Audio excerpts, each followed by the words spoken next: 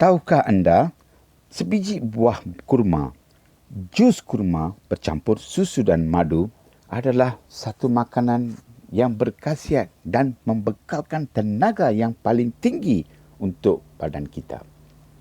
Berilah masa dan konsep amalan yang betul untuk badan kita supaya ia dapat memproses, membakar dan hantar khasiat vitamin dan mineral yang diperlukan oleh badan kita. Sebab itu kita akan tengok dalam bab ini. Sebelum itu saya, Abang Mat, salam satu Malaysia dan salam sejahtera. Selamat bertemu kembali dalam Hijau Channel. Jom kita masuk dalam video. Elakkanlah makanan-makanan yang terlalu berat seperti ayam, ikan, kambing atau daging atau makanan yang berlebihan minyak dan pedas pada waktu malam. Sebab badan kita perlukan rehat yang secukupnya pada waktu malam. Disebabkan itu, badan tidak dapat membuat satu proses penghadaman yang betul untuk menghantar vitamin nutrisi yang di dalamnya untuk menyalur ke dalam badan kita. Kita boleh amalkan makanan seperti gandum, roti, oats, bubur. Yang terbaik sekali petua daripada Hijau Channel adalah jus kurma bercampur dengan susu dan madu adalah makanan yang terbaik sekali pada waktu malam. Saudara dan saudari, apabila makanan yang tidak seimbang kita makan pada waktu malam seperti mana yang saya katakan tadi, disebabkan itulah keesokan harinya, apabila kita buat satu ujian paras gula di dalam darah kita, ia akan menunjukkan amat tinggi. Disebabkan badan tidak nampak memproses dan terus mengeluarkan semuanya dalam sistem pencernaan badan kita. Kencing manis bukanlah satu penyakit.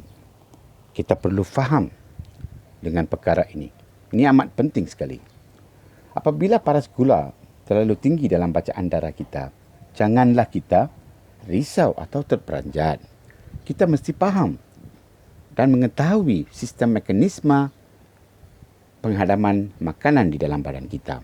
Sebab itu, di dalam Hijau Channel, saya memberikan satu petua yang paling cantik untuk kita amalkan, iaitu amalan 5 konsep kehijauan badan kita.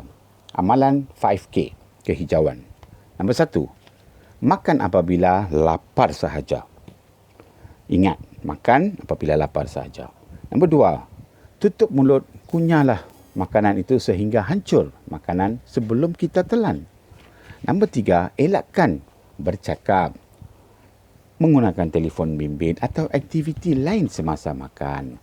Nombor 4, amalkanlah cara duduk bersila di lantai atau di tikar semasa makan adalah yang terbaik untuk sistem penghadaman makanan yang kita makan.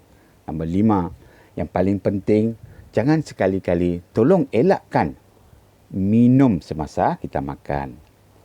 Minum air kosong sahaja selepas makan 20 atau 25 minit. Itulah yang terbaik sekali untuk penghadaman badan kita.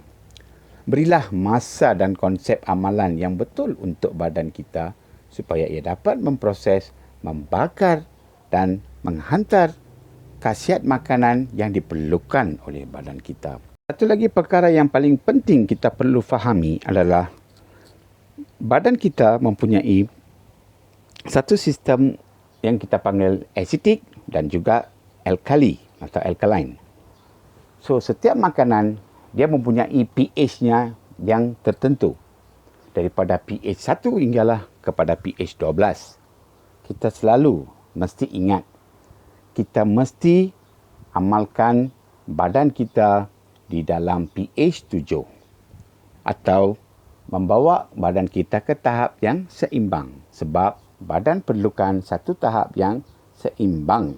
Itulah neutral ataupun pH 7 adalah amat penting, perlu kita fahami juga daripada makanan yang kita makan. Saudara dan saudari, semua petua seperti mana yang saya beritahu, amalan 5 konsep adalah senang untuk kita amalkan di dalam kehidupan seharian kita. Cuma kita nak atau tak nak. Sayangilah diri kita, hargailah nyawa kita. Dan seperti mana saya beritahu, kencing manis bukanlah satu penyakit. Sebelum itu, kita akan jumpa lagi dalam bab-bab yang akan datang. Terima kasih, saya Abang Mat daripada Hijau Channel.